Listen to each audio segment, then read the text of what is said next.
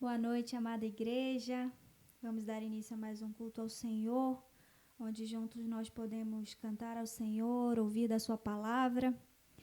E eu já peço para que você abra sua Bíblia nos Salmos 29. Nós leremos os 2 primeiros versículos, que diz assim: Tributai ao Senhor, filhos de Deus, tributai ao Senhor glória e força. Tributai ao Senhor a glória devida ao seu nome. Adorai o Senhor na beleza da sua santidade.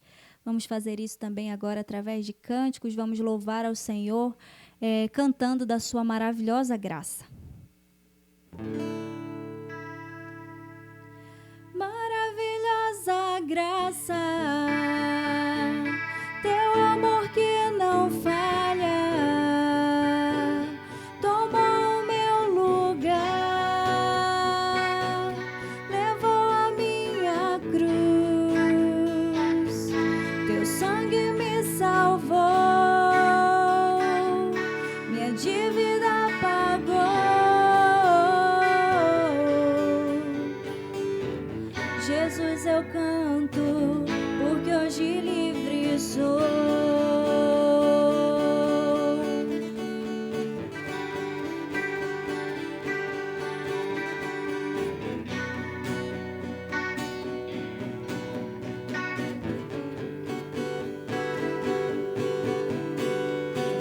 Quem tem poder sobre o pecado, o seu amor é poderoso, o Rei da Glória, o poderoso Deus.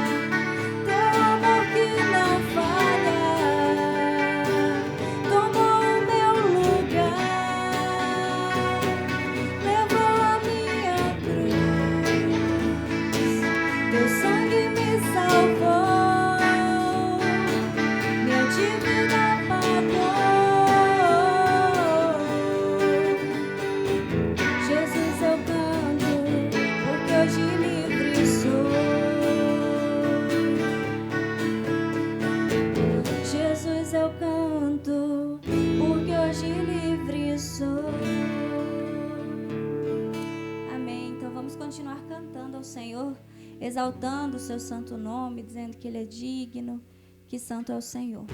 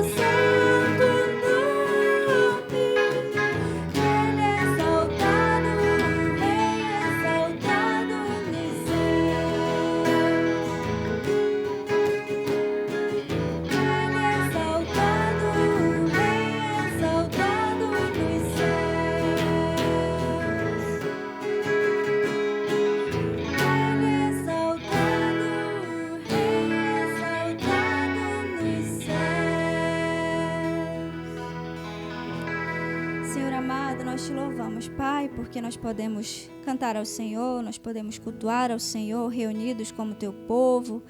Nós agora fazemos parte do corpo de Cristo e louvamos o teu santo nome por isso. Te pedimos, Deus amado, que o Senhor aceite o nosso louvor, a nossa adoração. E agora também usa o teu servo, Pai, na transmissão da tua palavra. Te pedimos, no nome de Jesus, que o Senhor fale aos nossos corações. Te oramos gratos, no nome de Cristo. Amém.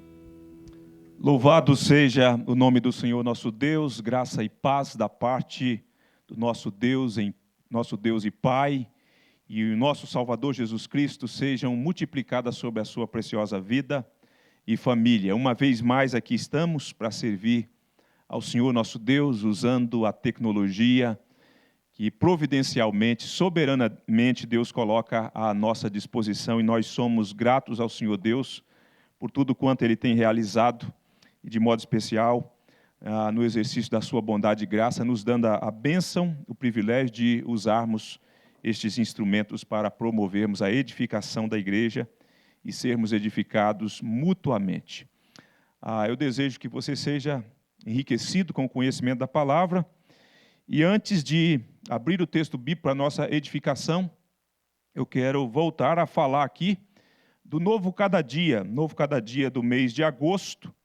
Felicidade em tempo de lágrimas. Felicidade em tempo de lágrimas. Uma preciosidade, uma literatura maravilhosa. Já tive o privilégio de lê-lo quase todo, não tive a paciência de ler um versículo, até porque para o mês seguinte ainda, né?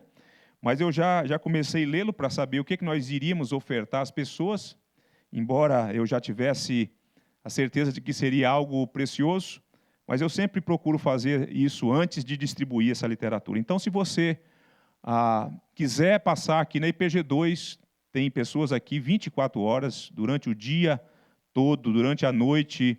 Se você quiser passar neste horário, nós temos aqui os meninos que estão de plantão, trabalhando, e você pode apanhar os seus exemplares para distribuir. Então, aqui vai o meu convite e incentivo para que você utilize este instrumento como uma ferramenta de evangelização e de edificação da igreja do Senhor nosso Deus. Vamos abrir a palavra de Deus no Evangelho de Jesus, conforme Mateus.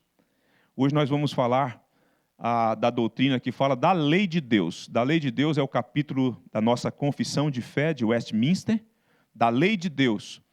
Eu não vou trabalhar o capítulo inteiro, vou deixar as duas últimas sessões, porque penso que elas têm elementos mais de aplicação, e eu não queria correr para que nós tivéssemos um prejuízo em razão do que eu entendo que será muito oportuno nos dedicarmos às duas últimas sessões num outro momento, neste caso, se Deus permitir, querendo o Senhor nosso Deus, a semana que vem.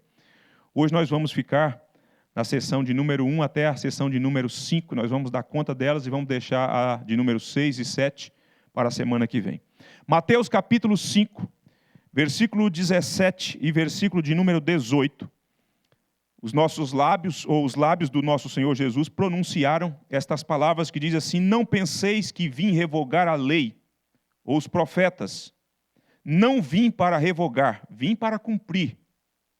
Porque em verdade vos digo, até que o céu e a terra passem, nem um i ou um tio jamais passará da lei, até que tudo se cumpra.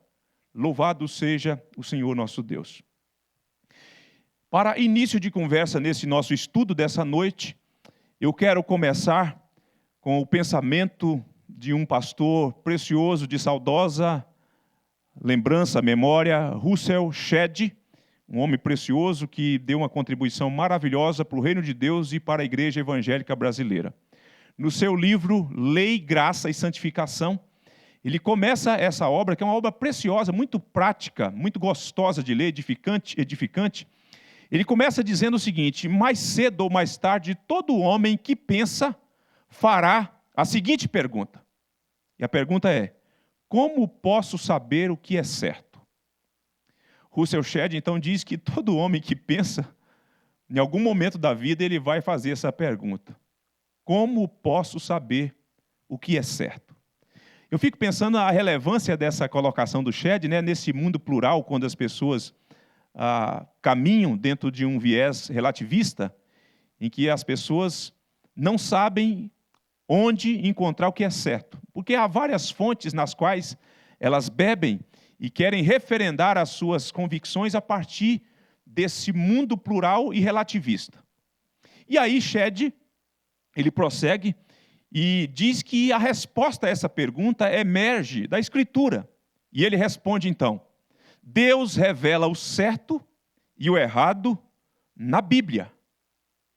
Então, se por um lado os homens que pensam, ou o homem que pensa em algum momento vai perguntar como posso saber o que é certo, Russell Shedd diz que a resposta a essa pergunta brota das Escrituras, quando então ele responde dizendo: Deus revela o certo e o errado na Bíblia.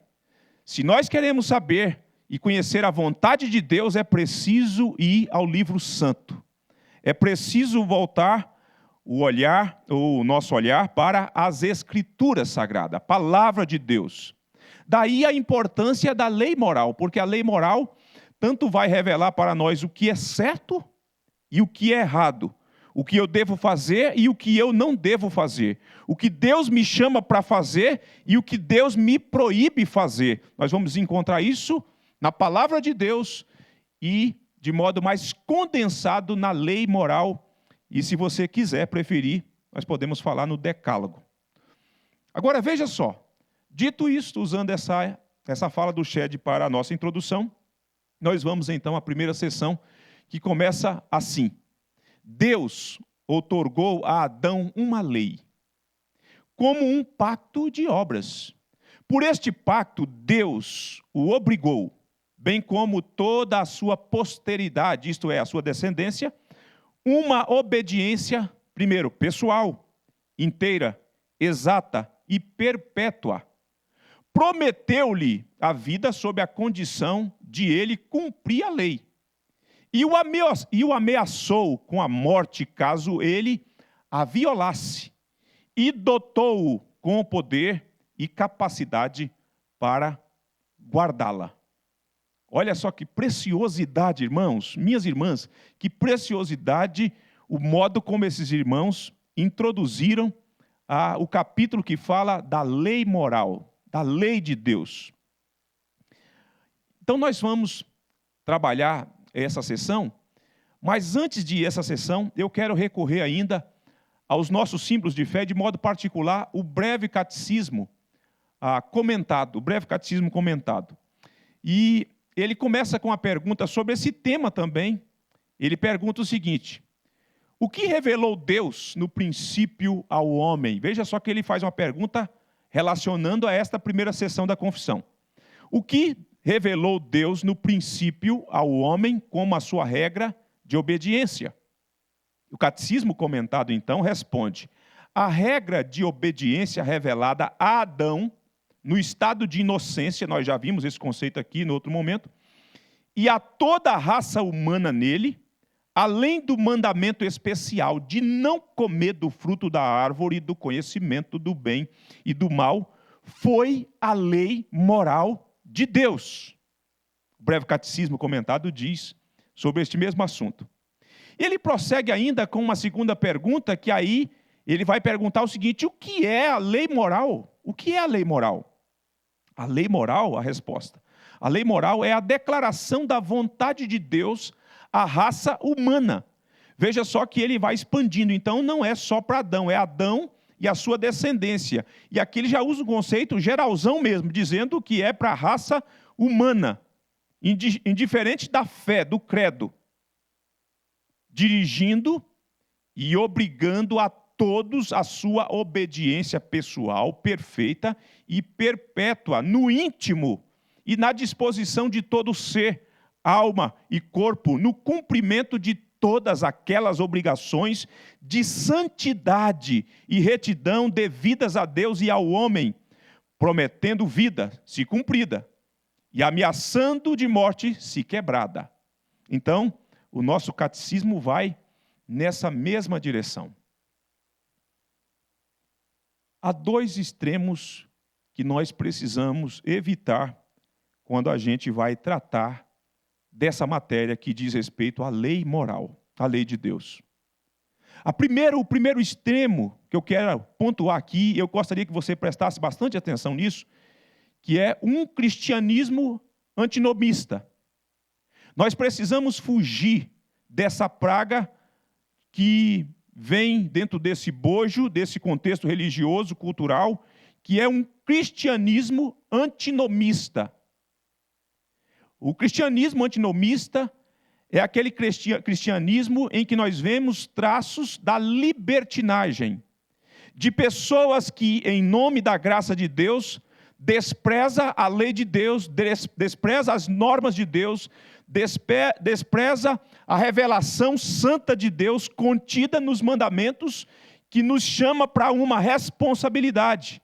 São pessoas que falam que foram alcançadas pela graça de Deus, mas vivem alheias à vontade de Deus, pisoteiam a palavra de Deus e acabam banindo as reivindicações que Deus faz em sua palavra no que diz respeito ao nosso compromisso com Ele, ao nosso compromisso com o nosso semelhante, ao nosso compromisso com a sua criação. Então, nós precisamos fugir desse extremo, um cristianismo antinomista, que despreza a lei, que faz oposição à lei de Deus, e o faz em nome da graça de Deus. Isso é terrível. Eu quero abrir com você um texto que se encontra na carta de Judas. Quando Judas escreve a sua carta, dá-nos a entender que ele tinha um propósito, e lá pelas tantas me parece que à luz da carta, o Espírito Santo o direcionou para outra coisa que era necessária para aquele momento. Versículo 4, ou versículo 3 e 4, diz assim: amados, quando empregava toda a diligência em escrever-vos acerca da nossa comum salvação, foi que me senti obrigado a corresponder-me convosco, exortando-vos a batalhardes diligentemente pela fé, que uma vez por todas foi entregue aos santos. Preste atenção no versículo 4 agora, que diz assim: pois certos indivíduos se introduziram com dissimulação, os quais, desde muito, foram antecipadamente pronunciados para esta condenação, homens ímpios, que transformam em libertinagem a graça de nosso Deus e negam o nosso único soberano Senhor, Jesus Cristo. Um cristianismo que pisoteia a lei de Deus em nome da graça é um cristianismo de libertinagem, portanto, não é a mensagem de Deus e não é o cristianismo histórico. É uma invenção dos homens na história, mas não é a religião cristã. Não é a religião cristã.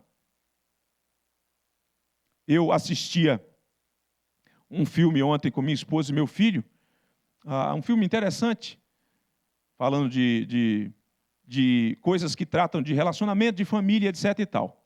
Mas o curioso é que quando o moço ficou noivo da noiva, embora fosse de caráter mais comercial, a moça era canadense e ela seria deportada dos Estados Unidos, porque estava ilegal, e então, para permanecer nos Estados Unidos, ela arranjou esse casamento e foi para a casa do rapaz com essa farsa, sem que a família do rapaz soubesse.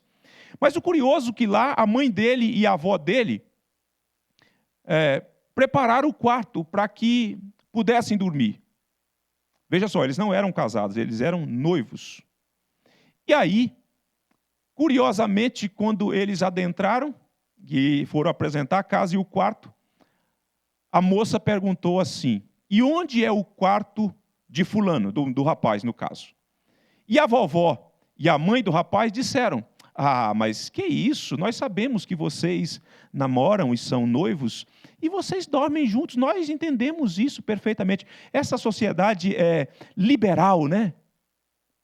E às vezes, lamentavelmente, essas coisas de Hollywood, elas chegam nos arraiais cristãos, em que as pessoas vivem um tipo de cristianismo antinomista, sem lei, sem regras, sem santidade, sem compromisso com Deus.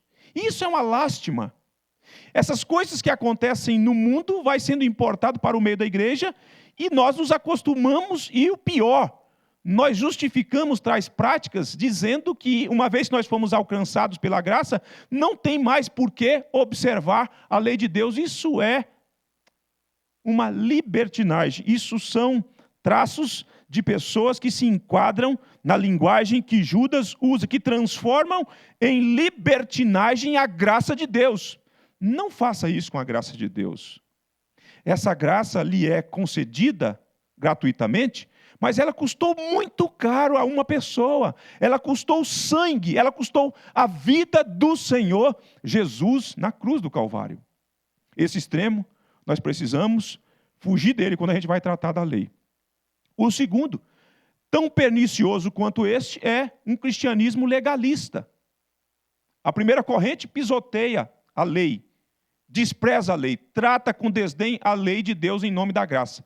A outra corrente, um cristianismo legalista, é aquela corrente que supervaloriza as normas, as leis.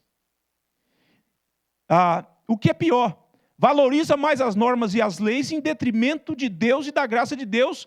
E esse tipo de pensamento começa a fazer com que as pessoas pensem que elas são salvas por conta da montoeira de normas que elas observam, que elas guardam, os preceitos.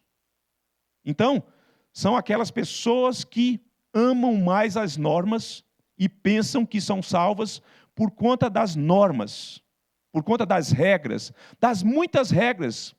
Os fariseus, uma corrente do judaísmo com a qual o Senhor Jesus deparou-se durante o exercício do seu ministério, era esse tipo de pensamento. Um povo que valorizava mais a tradição do que o mandamento de Deus. As regras eram levadas a rigor, eram obedecidas a rigor. E essas pessoas, portanto, pensavam que elas eram o que eram, pelo menos nesse coração enganoso, nessa falácia que havia envolvido o coração dessas pessoas, elas pensavam que elas eram aceitas por Deus por conta do que elas faziam. Tanto é assim que uma parábola que o Senhor Jesus contou sobre oração, que penso que o principal ensino dela é sobre a justificação, que ele fala que 2 homens subiram para o templo a fim de orar. e um orava de si e para si mesmo. É interessante como o texto é registrado. Ele orava de si e para si mesmo. Era como alguém que estava em frente ao espelho, cantando para si e elogiando a si mesmo. E ele então fala o que ele fazia, jejuava, orava, e não era como o publicano. Então ele olha para o aspecto moral, ele olha para o aspecto religioso, para os aspectos éticos, e olha para o publicano e diz, eu não sou como este publicano. E o publicano se reconhecia ou se via como um pecador, batia no peito e dizia, sê propício a mim, pecador. Essa parábola exemplifica muito bem o que é ser uma pessoa legalista. E uma pessoa que vai sendo envolvida cada vez mais pela nuvem do engano, pela nuvem escura do engano. Nunca vê um vislumbre e nunca fica extasiada com a graça de Deus, porque ela está tão envolvida em si mesma, ela está tão ensimesmada nos seus méritos, na sua roupagem da justiça, que ela não percebe a graça de Deus, a importância da graça de Deus. Então precisamos fugir de um cristianismo antinomista. Precisamos fugir de um cristianismo legalista. Quando a gente vai falar da lei, a gente tem que ter esse cuidado. Eu espero que essa vacina, é propício falar de vacina nesses dias, né? Essa vacina possa imunizar você do vírus do legalismo e do antinomismo. Então, vamos regressar à sessão. E o que é que a gente aprende com a sessão? A gente aprende com essa primeira sessão que nós lemos, que Deus outorgou a lei a Adão, chamada de pacto de obras. Nós aprendemos o seguinte, aprendemos sobre a historicidade da lei dada a Adão. Houve um momento que Deus deu a lei a Adão, penso que assim que criou, assim que o colocou no jardim para cuidar e guardar do jardim, conjuntamente com a presença dele ali naquele espaço maravilhoso no paraíso, Deus o deu a lei, e que nós chamamos na teologia também de pacto de obras, das implicações que aquilo tinha. Nós podemos falar disso, que a lei ali no jardim do Éden, no capítulo 2 do livro do Gênesis, nos versículos 15 a 17, nós podemos ver ali a lei de Deus antes da queda, no estado de inocência, em que Deus firma um pacto, em que Deus mostra os privilégios, mas Deus mostra também as obrigações que pairavam sobre Adão e a sua esposa, e, consequentemente, isso também alcançava toda a posteridade de Adão, toda a sua descendência. Leia o capítulo 2 do Gênesis, versículo 16 e 17, que diz assim, e lhe deu esta ordem, de toda árvore do jardim comerás livremente, mas da árvore do conhecimento do bem e do mal não comerás, porque no dia em que dela comerdes, certamente morrerás. Você não vê aqui o conceito lei moral conforme nós temos na teologia, mas você vê elementos aqui que têm a ver com lei, em que Deus está dando uma ordem, em que Deus estabelece claramente uma proibição. E Deus oferece a ele a vida sob a condição da obediência, mas também o ameaça com a lei, dizendo que se ele não cumprir o que está estabelecido no pacto, ele colheria, como resultado disso, a morte. Então, o que essa lei requeria de Adão ali, da sua descendência? Obediência pessoal. Obediência pessoal. Obediência inteira. Eu estou retomando aqui os conceitos que estão lá na seção. Obediência exata e obediência perpétua. Então veja só, não tinha espaço para frouxidão, não. Era algo pleno que deveria ser considerado de modo estrito. Dois aspectos nós vemos na lei que foi dada a Adão ali, conforme essa primeira sessão. Primeiro é a promessa de vida, que já falei aqui sobre a condição da obediência pessoal, inteira, exata e perpétua. Enquanto ele fosse obediente, ele viveria perenemente. Viveria perenemente. Mas também tem o outro aspecto que envolve a responsabilidade, o dever, a obrigação. E aí entra o que os nossos irmãos chamaram nesta sessão de ameaça de morte. se não obedecer da forma como Deus quer que a lei seja obedecida, que esta relação seja pautada pela fé, mas pela obediência, então o resultado disso seria a morte. O que é maravilhoso no final dessa sessão, além de toda essa riqueza que nós pontuamos, é que ela termina dizendo o seguinte, ó, e dotou-o com poder e capacidade para guardá-la. Deus dotou Adão com poder e capacidade para observar a sua santa lei.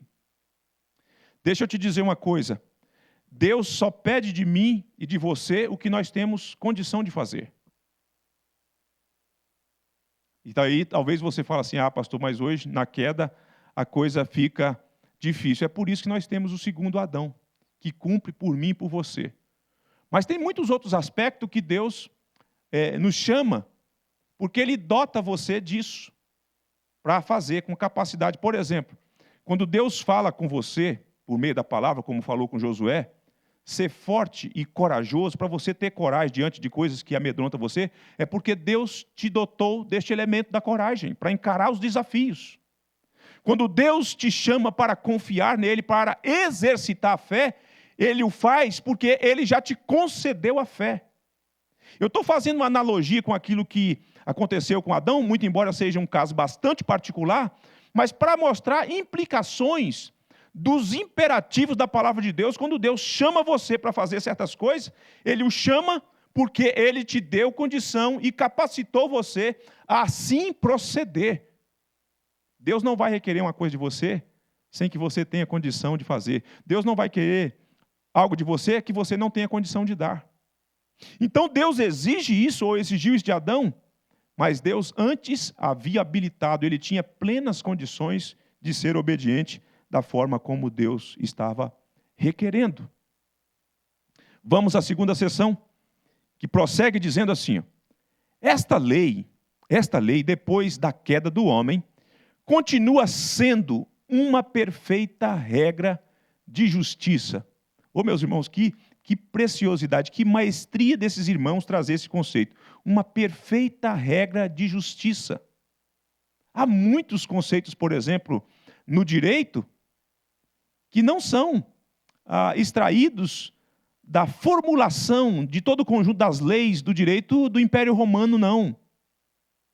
É da lei santa de Deus. Há muita coisa que você vai estudar no direito. Eu não fiz direito, eu estou falando por conversar com pessoas, tenho um filho que faz direito, e conheço muitas pessoas que apreciam direito, que você vai, quando você começa a ler o Pentateuco, você fala, olha só, no direito tem isso aqui. Por quê? Porque ela continua sendo uma perfeita regra de justiça. Então, os legisladores, eles bebem fartamente nesses princípios e elaboram leis contemporâneas para a sociedade, para que a sociedade seja uma sociedade mais justa, para que a equidade possa reger parte da nossa conduta e das nossas ações. Olha que coisa magnífica. E ela prossegue dizendo assim, como tal, foi por Deus entregue no Monte Sinai em 10 mandamentos, escrita em 2 tábuas de pedra. Eles deveriam ter colocado aqui, eu teria colocado, se eu estivesse lá fazendo parte da Assembleia, eu teria colocado, escrita em 2 tábuas pelo dedo de Deus. Deus escreveu os mandamentos com o seu próprio dedo. Os primeiros mandamentos contêm os nossos deveres para com Deus e os outros 6, os nossos deveres para com o homem. O que nós aprendemos aqui? Nós aprendemos sobre a lei de Deus depois da queda. A queda não invalidou a lei de Deus. A queda não invalidou a lei de Deus. Se você ler atentamente, você vai perceber que ele faz uma conexão com a questão da lei que foi dada a Adão, mas já fazendo a transição para falar dela depois da queda e fazendo a transição também para fazer uma amarração com o Monte Sinai. Esta lei, veja só, ele não está falando de outra lei. Esta lei, da qual ele já falou na primeira sessão, depois da queda do homem, continua sendo. Ela não perde a sua validade, ela não perde a sua serventia. O seu papel continua vigente. Louvado seja o Senhor nosso Deus. E aqui nós vemos e aprendemos também o segundo momento histórico da lei de Deus. Nós temos o primeiro momento histórico, aquela relação de Deus com os nossos primeiros pais. Lá, ela não é escrita num instrumento como nós vemos no Monte Sinai, ela é escrita na tábua do coração de Adão e de Eva, e Deus também pronunciou a sua lei para aquele primeiro casal, os nossos representantes nesta relação de aliança. Mas agora nós temos o segundo momento histórico da entrega da lei. A Adão, ela foi entregue, e a tábua do coração dele é que foi o instrumento no qual Deus escreveu a lei. Deus pronunciou verbalmente a lei, mas escreveu também no coração de Adão. Tanto é assim que quando Paulo escreve a sua carta aos Romanos no capítulo 2, ele vai falar que os gentios que não conhecem a Deus, o conhecer a partir dos oráculos de Deus, a partir da revelação especial de Deus, ele vai dizer que no coração dos gentios tem a lei de Deus. Lembre-se que os gentios, todos os seres humanos espalhados por essa terra, são descendentes de Adão. Então há essa perpetuação da lei escrita no coração, do saber o que é certo e o que é errado, dentro desse contexto geral, da revelação geral de Deus. Mas agora, nessa sessão, ele está falando de um segundo momento histórico. Antes a lei foi entregue no Éden, agora no Monte Sinai. Antes ela foi entregue sem ser escrita em tábuas da forma como nós conhecemos lá do Monte Sinai. Agora no Monte Sinai, esses mandamentos, a lei moral foi escrita em 2 tábuas de pedra, com o dedo de Deus,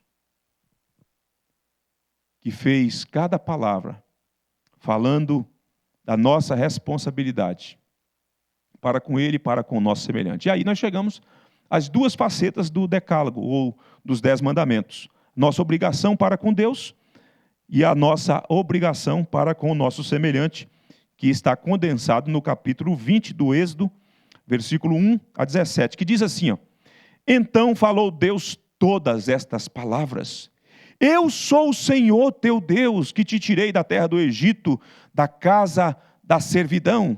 Primeiro mandamento: não terás outros deuses diante de mim. Não farás para ti imagem de escultura, nem semelhança alguma do que há em cima nos céus, nem embaixo na terra, nem nas águas debaixo da terra.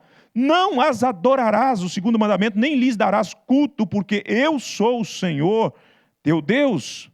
Deus zeloso, que visita a iniquidade dos pais nos filhos, até a 3ª e 4ª geração, daqueles que me aborrecem, e faço misericórdia até 1000 gerações, daqueles que me amam e guardam os meus mandamentos. Terceiro mandamento: não tomarás o nome do Senhor teu Deus em vão, porque o Senhor não terá por inocente o que tomar o seu nome em vão. Quarto mandamento: lembra-te do dia de sábado para santificar. 6 dias trabalharás e farás toda a tua obra, mas o 7º dia é o sábado do Senhor teu Deus. Não farás nenhum trabalho, nem tu, nem o teu filho, nem a tua filha, nem o teu servo, nem a tua serva, nem o teu animal, nem o forasteiro das tuas portas para dentro, porque em 6 dias fez o Senhor os céus e a terra, o mar e tudo que neles há, e ao 7º dia descansou. Por isso o Senhor abençoou o dia de sábado e o santificou. Esses 4 mandamentos falam da nossa responsabilidade para com Deus, da nossa obediência no que diz respeito ao nosso relacionamento com Deus, que deve ser pautado, que deve ser considerado por estes mandamentos. Nós não podemos colocar no lugar de Deus outros deuses, falsos deuses. Nós não podemos nos curvar diante delas e adorar os falsos deuses. Nós não devemos pronunciar o nome do Senhor nosso Deus em vão. Nós não devemos deixar de observar, dedicar um dia para o serviço sagrado do Senhor nosso Deus. Embora, no que diz respeito a este princípio, fica para um outro momento quando nós formos falar do dia de culto, ou do capítulo que fala do culto religioso. Quantas vezes nós banalizamos o dia do Senhor? Quantas vezes a gente desconsidera o dia que a gente devia reservar para cultuar a Deus, para estar com o povo de Deus, com a congregação para servir a Deus, e a gente banaliza, a gente investe em tantas outras coisas de entretenimento e deixa de fazer o que Deus requer de nós. Nós pecamos quando assim procedemos. Aí vem os 6 mandamentos que diz respeito à nossa relação com Deus, a começar no núcleo menor, na relação dos filhos com os pais. Diz assim: honra teu pai e a tua mãe, para que se prolongue os teus dias na terra que o Senhor teu Deus te dá. Segundo mandamento, ou dos 6, né? Não matarás, não adulterarás, não furtarás, não dirás falso testemunho contra o teu próximo, não cobiçarás a casa de teu próximo, não cobiçarás a mulher do teu próximo, nem o seu servo, nem a sua serva, nem o seu boi, nem o seu jumento, nem coisa alguma que pertença ao teu próximo. Então vejam que nesses mandamentos, então, ele mostra esses 2 aspectos, nesse segundo momento histórico que Deus concede a sua lei moral ao seu povo. Porque Deus quer que o seu povo se relacione com ele de acordo com a sua vontade revelada. Deus quer que nós nos relacionemos a partir da nossa casa, da nossa família e com as outras pessoas de acordo com o que ele estabeleceu, revelou. Quando nós procedemos assim, irmãos, é uma grande bênção para a sociedade. Se a sociedade vivesse de acordo com essas coisas aqui, quantas coisas, quantas tragédias seriam evitadas? Quantas tragédias? Agora, veja só, que aqui então nós estamos diante destes mandamentos, destas verdades, e que nós chamamos daqui de a lei moral de Deus. Então já demos conta aqui de 2 sessões. A terceira sessão diz assim: além dessa lei moral, aliás, deixa eu fazer uma classificação aqui do que, para nós, os reformados, embora há alguns teólogos hoje que acabam divergindo desse posicionamento, mas eu vou seguir aqui o que o nosso símbolo de fé diz. Para nós, a lei é dividida em três categorias, vamos dizer assim, 3 tipos. Lei moral, que é essa que nós lemos no Êxodo, lei cerimonial ou leis cerimoniais, ou leis judiciais ou leis civis. Então, essa seção aqui está tratando de leis cerimoniais. Escute para você ver como eles colocaram. Além dessa lei, que lei? A lei moral. Geralmente chamada de lei moral, quis Deus dar ao seu povo Israel, considerado uma igreja sob a sua tutela, leis cerimoniais que contêm diversas ordenanças típicas. Essas leis cerimoniais, que em parte se referem ao culto e prefiguram Cristo, suas graças, seus atos, seus sofrimentos e os seus benefícios, em parte representam várias instruções de deveres morais. Estão todas abolidas sob o Novo Testamento. Se você ouviu a mensagem de domingo à noite, a alegria do peregrino, quando o peregrino estava em êxtase, feliz, alegre por receber o convite para ir a Jerusalém adorar a Deus, você deve ter notado que nós fizemos a exposição e, ao final, trazendo algumas considerações teológicas e algumas implicações ou aplicações práticas para igrejas, nós falamos que algumas pessoas hoje querem introduzir coisas das leis cerimoniais que não deveriam nem passar mais perto da gente, do ponto de vista de trazer para o contexto de culto, porque elas prefiguravam, elas apontavam para o Senhor Jesus. Elas tinham aquela relação com o templo, naquele momento histórico, em que o templo estava ali, a arca estava ali, e que tinha o seu propósito, tinha a sua razão de ser. Mas a razão de ser e de fazer o que se fazia era só até a vinda de Cristo. Então é por isso que os nossos irmãos concluem esta sessão dizendo assim: estão todas abolidas sob o Novo Testamento. Tentar trazer isso de volta, tentar introduzir isso, é um tipo de judaizaísmo, ou de judaizar novamente a religião cristã, e cair numa armadilha terrível. E vejam, que dentre alguns textos, o de Hebreus, capítulo 10, versículo 1, que li, inclusive no domingo, diz assim: ora, visto que a lei tem sombra dos bens vindouros, não a imagem real das coisas nunca jamais pode tornar perfeitos os ofertantes com os mesmos sacrifícios que, ano após ano, perpetuamente eles oferecem. Era tudo sombra. Todas aquelas cerimônias que você conhece, que envolvia o templo, sacrifícios e tudo mais naquele contexto de culto, eram alusivos ou apontavam para o Senhor Jesus Cristo. Uma vez que o Senhor Jesus Cristo veio, não há mais necessidade disso. Não tem mais porquê. Colossenses capítulo 2, versículo 17, diz assim: porque tudo isso, se você ler o versículo 16, você vai ver que ele está falando de sábados, lua nova e uma série de festas que aconteciam. Veja só, aliás, falar de festa, nós temos feito aqui a exposição dos Salmos dos Degraus, e nós temos falado toda a exposição sobre as 3 principais festas que faziam com que os judeus fossem a Jerusalém: a festa da Páscoa, a festa dos tabernáculos e a festa do Pentecostes.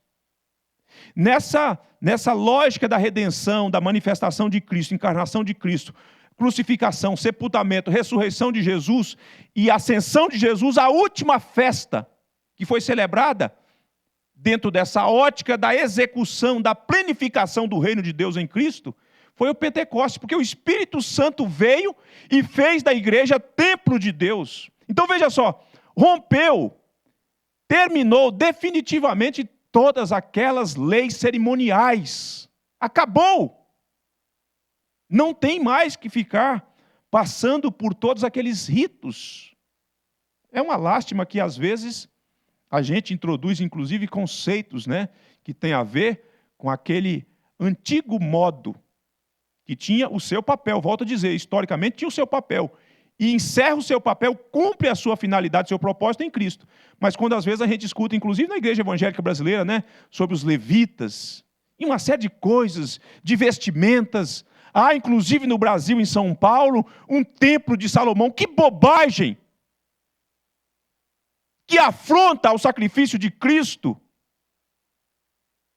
Mas eu sei que a mentalidade da religiosidade popular brasileira gosta dessa coisa, desses elementos, desses artifícios religiosos que atrai e que escraviza, porque impede você de conhecer verdadeiramente ao Senhor Jesus, que nos liberta dessas coisas. Eles disseram: todas foram abolidas. Todas foram abolidas, sabe por quê? Porque Cristo cumpriu tudo que elas reivindicavam. É por isso que nós começamos lendo um texto que o Senhor Jesus Cristo disse: eu não vim revogar a lei, eu vim cumprir a lei. Ele cumpriu. Ele cumpriu não só a lei moral, ele cumpriu a lei cerimonial. O que nós não podíamos fazer, o que nós não poderíamos cumprir, ele cumpriu em nosso lugar. Ele foi o sacrifício que foi oferecido a Deus, o Pai, para que nós fôssemos salvos, perdoados. Então, por favor, não pisoteie a graça de Cristo. Não despreze a graça de Cristo, tentando trazer esses elementos da religiosidade judaica, que já deixou de ser, dentro do seu papel redentivo, cumpriu-se em Cristo. Quarta sessão. A esse mesmo povo, a igreja do Antigo Testamento, como nós na boa doutrina reformada costumamos dizer, porque para nós não tem 2 igrejas, tem uma única igreja. No Antigo Testamento ela é chamada de Israel, no Novo ela é chamada de igreja, junção de judeus e gentios. Para nós é uma coisa só, Mas se você quiser saber disso um pouco mais, você vai ter que esperar nós chegarmos na doutrina que trata da igreja de acordo com o nosso símbolo de fé. A esse mesmo povo considerado como um corpo político, Deus concedeu diversas leis judiciais. Então, lembra que eu falei das 3 categorias? Lei moral, lei cerimonial, ou leis cerimoniais, leis judiciais ou leis civis. Diz assim, que deixaram de vigorar quando o país daquele povo também deixou de existir, e que agora não obrigam a ninguém além do que exige a sua equidade geral. Isto é, os princípios, há princípios que se aplicam aqui e ali, e isso a gente não é tolo de deixar de perceber. Mas quando eu estava olhando essa sessão, Porque, veja só, os nossos irmãos, quando elaboraram essa sessão, esse capítulo, esse documento, né? Israel não existia mais como nação. Mas eu penso que se você é uma pessoa interessada em história, e é uma coisa muito interessante, aí você talvez pergunta assim, cria uma objeção, ou no mínimo uma curiosidade, né? Mas, pastor, em 14 de maio de 1948, Israel foi declarado um Estado independente. Então, essas leis voltaram a vigorar? Talvez para Israel, enquanto nação, porque eles rejeitam o Messias, talvez elas estão ali. Aliás, eles nunca deixaram de considerar esse conjunto de leis, né? O judeu ortodoxo e etc. e tal. Mas nós estamos pensando dentro do prisma do que Cristo já fez. Não tem mais, não se aplicam mais à igreja de Deus essas coisas. O nosso problema é que às vezes a gente tem dificuldade de desvencilhar disso. Pensa aqui comigo, raciocina aqui comigo. Nós cristãos protestantes, evangélicos, dentro do contexto mais macro brasileiro, você não tem problema nenhum em olhar para alguém que é adepto de uma religião afrodescendente, e você, de acordo com as suas convicções, você acaba olhando para uma pessoa que é pertencente ao catolicismo, ou a talvez um budista, ou outras religiões, né? Algumas mais conhecidas, outras menos conhecidas, e quando você encontra um adepto, você olha de lado e como que dizendo, esse aqui, se não se converter, vai para o inferno. Mas se você está perto de um judeu, você, por conta de uma teologia que tem uma dicotomia, que não está bem assentada, bem ajustada, você olha e pensa que o judeu é um sujeito que vai para o céu. Você talvez não diga, mas você talvez pense assim, não. O judeu que não se rendeu a Jesus está na mesma condição que um espírita, que um católico romano que se curva diante de Maria, diante dos santos. Ele está na mesma condição. Ele é tão perdido quanto um budista, quanto qualquer outra pessoa que não se curvou diante de Cristo para receber Cristo como Salvador. E daí, você às vezes tende a olhar para os judeus e achar que ele tem algum tipo de status. Porque afinal, ele é descendente de Abraão, nasceu na Terra Santa. Isso não predomina mais à luz do Novo Testamento. Se você ler o Novo Testamento, se você ler as cartas de Paulo, você vai ficar convencido de como que o Espírito Santo já tomou as rédeas de Israel e rumou para o lado dos gentios, porque eles rejeitaram o Messias. Então, embora Israel tenha voltado, ou tenha sido reconhecido, declarado Estado independente em 1948, entretanto, as leis judiciais ou as leis civis não se aplicam à vivência da igreja. Por exemplo, pense, por exemplo, na questão da pena capital. Olho por olho, dente por dente. Após o Pentecoste, depois que o Espírito Santo foi derramado sobre a igreja, antes disso, Israel tinha a legitimidade para executar algumas penas sobre os seus fiéis. Obviamente que no caso de Cristo Jesus, vocês bem sabem que eles não puderam fazer e não fizeram por conta do domínio do Império Romano. Mas dentro daquele contexto mais macro, mais lá do passado, dentro da figura do rei e do sacerdócio, eles executavam. Um filho, por exemplo, que não honrava os pais, ele poderia ser executado com a pena de morte. Uma pessoa que não guardava o sábado poderia ser executado com a pena de morte. E tantas outras leis judiciais que faziam parte do governo, da sociedade judaizante, ou judaica, melhor dizendo. Agora, quando chega o derramamento do Espírito Santo, esse controle de execução dessas penas não está mais sob as rédeas de Israel. Tanto é que Paulo vai trabalhar suas cartas, e até mesmo no livro de Atos dos Apóstolos, se você observar, quando ele é preso, quando ele é acusado injustamente, ele reconhece que quem tem o direito de executá-lo, caso ele tenha cometido algum algum delito contra a lei do Império Romano, o Império Romano, César, tem o direito. Então Paulo percebe que agora não é mais Israel que tem o direito de fazer esse tipo de coisa, mas o Estado, digamos assim, fazendo um anacronismo, né, do conceito, o Estado poderia. E o Estado pode. A igreja, nessa nova dimensão, nessa nova dispensação, a igreja não pode executar certas coisas dentro do contexto civil. O Estado, sim. Por exemplo, há estados que reconhecem a pena capital como sendo uma parte das suas leis. Eu, inclusive, sou favorável a isso. À luz da Bíblia, eu penso que a Bíblia respalda isso. Mas se o fizer, a igreja presbiteriana, o conselho da igreja presbiteriana do Guará 2, não pode executar pessoas aqui no pátio. Mas se um cidadão brasileiro cometeu tais crimes, e se a Constituição brasileira um dia vier reconhecer que tais crimes pode levar a pessoa à pena de morte, o Estado poderá fazê-lo. E a Bíblia respalda isso. Quer você goste, quer não, mas a Bíblia respalda isso. Mas a questão é, Israel, essas leis, eu estou citando esta, porque talvez seja o ponto de contato de maior discussão, e que chama a sua atenção para você entender o conjunto maior, que não se aplica mais ao contexto de igreja. E aí a gente chega à quinta sessão, para encerrarmos. Diz assim, a quinta sessão: a lei moral obriga a todos, a prestar-lhe obediência para sempre, tanto as pessoas justificadas quanto as demais.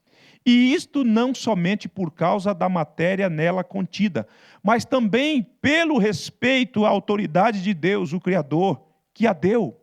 Cristo no Evangelho, de modo algum, desfaz esta obrigação. Antes a reveste de maior vigor. Então, depois dele falar desses outros dois tipos de lei, ou de categorias de lei, leis cerimoniais, leis judiciais, ele volta ao tema principal do capítulo, que é a lei moral. E o que a gente aprende aqui? Nós aprendemos aqui que a lei moral exige obediência de todos. Todos estão sujeitos à reivindicação da lei de Deus, da censura da lei de Deus, das penalidades impostas pela lei moral de Deus. E ainda que as pessoas, às vezes, não prestem contas à sociedade nas quais elas cometem tais delitos, pense, por exemplo, no decálogo lá que fala dos 4 mandamentos da relação nossa com Deus, dos outros 6 mandamentos da nossa relação com o nosso semelhante. Pense você que, embora às vezes um filho que desonra os seus pais não seja penalizado pelo Estado, entretanto Deus vai penalizá-lo. Uma pessoa que mata sem a consideração da legitimidade da lei, essa pessoa, quando foge do âmbito daquilo que Deus estabeleceu, ela será penalizada, ainda que às vezes essa pessoa fica ilesa e a lei não consegue apanhá-la. Eu digo a lei do nosso Estado, da nossa sociedade, do nosso país. Uma pessoa que comete infidelidade conjugal, ainda que o governo não terá condição de penalizá-lo, entretanto, ele será penalizado por Deus. Uma pessoa que comete falso testemunho, uma pessoa que comete o pecado, que é aquele pecado do coração, da cobiça, Deus vai punir. Então, todos os homens, salvos e não salvos, devem obediência à lei moral de Deus. Nossos irmãos estavam certos, porque nós estamos olhando para um governo maior, para aquele que é o rei de toda a terra. Nós não estamos olhando para a esfera aqui de baixo somente, onde temos a nossa Constituição, em que leis são mudadas, em que leis são criadas para beneficiar pessoas e etc e tal, de acordo com as mudanças que ocorrem na sociedade. A lei de Deus, ela é absoluta, ela é atemporal, ela perpassa todas as gerações e mantém-se em pé, quer os homens queiram, quer os homens não queiram. Ela tem o seu valor para os salvos e para os não salvos. E ai daqueles que não obedecerem à lei moral de Deus. E por quê que é necessário proceder assim? Por 2 razões, de acordo com o texto que nós lemos. Quais são elas? Por conta do conteúdo da lei. Segundo, por conta do doador da lei. O conteúdo da lei é um conteúdo santíssimo. Jamais surgiu na história da humanidade leis tão pujantes, Sabe por quê? Porque elas não procederam do coração do homem, elas procederam do coração de Deus, e Deus as inscreveu nas tábuas. Deus, com isso, estava revelando a sua vontade. O conteúdo da lei moral é santo. Por que que os homens devem respeito e obediência plena a esta lei? Por conta do doador, por conta da pessoa de Deus, por conta do governo de toda a terra, dos reis, do Deus dos deuses, do Senhor dos senhores. Você pode até tentar negar na sua mente adormecida, cauterizada, dizendo que Deus não existe, porque você tenta agir assim e pensar assim, para que o seu coração pense que você não tem ou não terá a quem prestar contas. Engano! Você terá que prestar contas. Sabe por que os ateus querem negar a existência de Deus? Dentre outras coisas, porque se não existe Deus, não existe um rei. Se não existe um rei, não existe lei. Se não existe lei, eu não tenho a quem prestar contas. Porém, existe o rei de toda a terra, o Senhor nosso Deus, o Deus da igreja, o Deus que está vendo tudo o que fazemos e pensamos, e agimos e falamos e deixamos de fazer. Ele requer obediência de todos os homens. Como que você tem lidado com a lei de Deus? Como que você tem se portado em relação à lei de Deus? E eles terminam esta sessão apontando e fazendo a amarração da lei com o Senhor Jesus, aquele que disse: eu não vim revogar a lei, nem os profetas, eu vim cumprir a lei. Porque as pessoas pensam o seguinte: se Jesus veio e cumpriu a lei, e aí ela cai no antinomismo. Então eu não preciso obedecer à lei de Deus. Só que os nossos irmãos, eles se debruçaram diante das Escrituras. Eles esmiuçaram as Escrituras para entender esse assunto. E aí eles terminam dizendo assim: Cristo no Evangelho, de modo algum desfaz esta obrigação da lei moral. As outras duas nós já vimos. Não tem mais implicações sobre nós, exceto naqueles princípios que têm a ver com equidade no que diz respeito à lei judicial.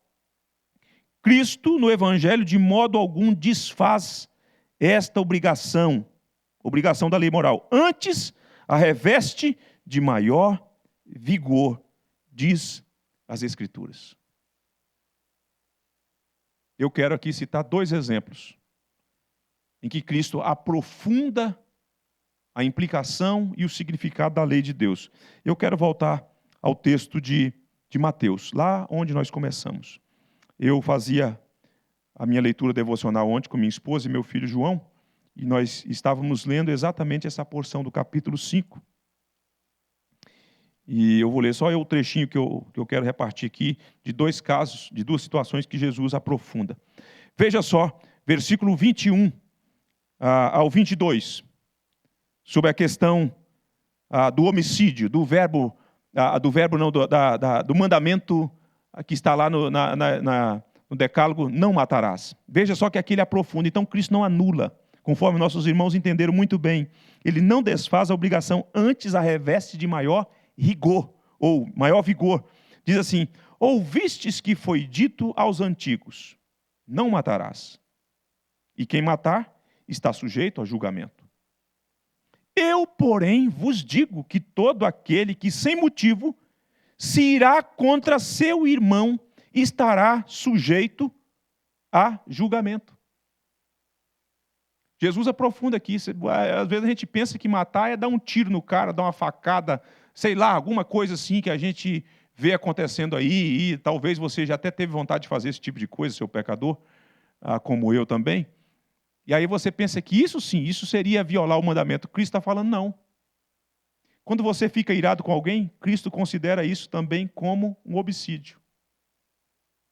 Você só não executou efetivamente, mas se talvez tivesse a chance, teria executado. Cristo diz que quem sem motivo se irá contra o seu irmão estará sujeito ao julgamento. Assim como quem matava dentro daquele contexto da antiga dispensação, quem matar estará sujeito ao julgamento, Cristo aprofunda e diz assim: quem se irá. Olha só como Cristo aprofunda ainda. E quem proferir um insulto a seu irmão estará sujeito ao julgamento do tribunal. E quem lhe chamar tolo estará sujeito ao inferno de fogo. Então Cristo aprofunda a questão do a compreensão do mandamento, falando que uma pessoa vai estar sob o julgamento não só pelo fato de matar alguém, mas pelo fato de se irar contra alguém, pelo fato de, deixa eu ver aqui qual é o texto, de insultar alguém. Você já cometeu o pecado do insulto, de insultar alguém? Você já cometeu o pecado de chamar alguém de tolo? É porque eu não tenho agora tempo aqui para trabalhar esse conceito, como que Jesus está falando, porque às vezes você pensa que é um negócio mais superficial, né? É muito mais do que você imagina. Recomendo que você estude sobre isso. Cristo chega a dizer que esse tipo de comportamento que envolve ofensas, no versículo 23, ele diz assim: se, pois, ao trazeres ao altar a tua oferta e ali te lembrares de que teu irmão tem alguma coisa contra ti, deixa perante o altar a tua oferta, vai primeiro reconciliar-te com o teu irmão e então, voltando, faz a tua oferta. Cristo chega a dizer que é uma tolice tentar ofertar a Deus sem que a reconciliação seja feita com irmãos os quais nós ofendemos. Veja só o segundo, e com esse eu encerro. Veja só que o segundo diz respeito à questão da fidelidade conjugal. Versículo 27 e 28 diz assim: ouvistes que foi dito, não adulterarás. Eu, porém, vos digo, qualquer que olhar para uma mulher com intenção impura no coração, já adulterou com ela. Não é preciso ir para a cama com a mulher, não é preciso adentrar para as trevas da noite, para a consumação do adultério. É o desejo impuro. Cristo aprofunda a compreensão do mandamento. Então, Cristo, embora ele tenha vindo para cumprir a lei no nosso lugar, para que nós fôssemos salvos pela graça de Deus, entretanto, ele não desfez a obrigação da lei moral de cada um de nós. Antes, ele a revestiu de maior vigor. E rigor também, por que não dizer? Agora, eu deixo aí essa pepitazinha de açúcar, esse pedacinho de rapadura aí na sua boca, para que quarta-feira você compareça no canal da IPG2 para ouvir as duas últimas sessões que têm implicações práticas, bem diretas. Não que essas aqui não tenham, né? Nós tentamos, inclusive, trazer algumas. O meu desejo é que Deus abençoe grandemente a sua vida, te livre dos extremos do antinomismo, do legalismo e perceba o papel e o valor da lei moral ainda hoje para você, para o seu bem-estar em relação a Deus, para o seu bem-estar em relação ao outro, e em relação ao outro com você. Que Deus abençoe sua vida. Eu quero orar contigo. Deus, em o nome de Jesus, nós te adoramos por esse tempo de edificação e pedimos a tua bênção sobre nós, sobre a nossa família, sobre o nosso país, sobre o Estado, sobre o Distrito Federal. Nós te pedimos a bênção do Senhor para a nossa igreja. Cuida de nós, Senhor, como tens feito. Não nos desampare. Ampara-nos, guarda-nos, proteja-nos, assista-nos e mostra-nos sempre, Pai, diariamente, um sinal do teu favor. E que a graça do nosso Salvador Jesus Cristo, o amor de Deus o Pai, a comunhão do Deus Espírito Santo, sejam com todos nós, Igreja de Deus, agora e sempre, e toda ela espalhada por toda a terra, em o nome do Senhor Jesus. Amém. Eu quero dar um aviso a você, na verdade, desafiar o seu coração, o seu precioso coração, para participar, apoiar o trabalho da SAF da nossa igreja. A Igreja Presbiteriana do Brasil, esse é um projeto, não é um projeto da nossa igreja está engajada no projeto, mas é um projeto da Igreja Presbiteriana do Brasil, que é conhecido como Natal Missionário. O que as SAFs das igrejas presbiterianas fazem? Elas realizam atividades anualmente para, no mês de dezembro, abençoar famílias de missionários que estão no Brasil, nesses rincões do Brasil, que estão no mundo. É aquele tempo, portanto, que a gente manda um mimo para essas famílias. E a gente poderia fazer de outras formas, e existem muitas formas, mas a SAF da nossa igreja, ela faz algo que eu penso que atinge dois propósitos. O primeiro, que é acudir, que é abençoar essas famílias, e o outro é que abençoa-nos a nós mesmos, que é quando, então, elas estão realizando fazendo um almoço para ser vendido marmitex. E essas irmãs, elas são corajosas. Para este próximo domingo, elas estão estimando que vão vender 200 marmitex. 200. E o valor? O valor é R$17. Qual é o cardápio? Largato recheado, arroz, feijão, batata salté. Eu fui na internet para ver o que era batata salté, né? Já tinha comido, mas não sabia que o nome era tão elegante assim. E salada. A salada vai ter palmito, vai ter uma montoeira de coisas, elas me disseram. R$17. Eu queria pedir às mulheres da IPG2 a que liberasse o marido para não fazer comida domingo. Dê uma trégua para o seu marido no tempo da pandemia. Autoriza o seu marido a comprar os marmitex para você e para os seus filhos domingo, para prestigiar o trabalho da nossa SAF, que é uma comida que vai ser feita com uma dose cavalar de amor, e para abençoar as famílias dos missionários. Nós queremos que elas atinjam este propósito de vender 200 marmitex. Que Deus abençoe a sua vida, que Deus te dê um restante de semana muito abençoada, em nome de Jesus. Boa noite a você.